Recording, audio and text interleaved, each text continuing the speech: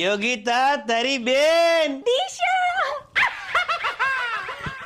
તું છે ને આવી છે ને તો હવે તારે અહીંયા જ રોકાવાનું છે, તને ક્યાંય જવા દેવાનું નથી. હું 2 દિવસ રોકાવાની છું, પછી મારું વેકેશન પૂરું થઈ જાય, પછી મારા ક્લાસીસ ચાલુ થઈ જાય.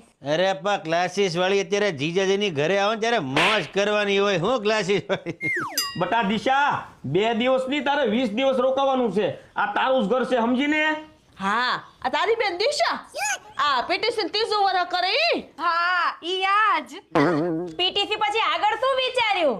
ટીચર બનીશ ને? ના ના ના અમારે એવું કઈ રોકટોક છે નહીં, એને જે કરવું એ કરે તમ તમારે.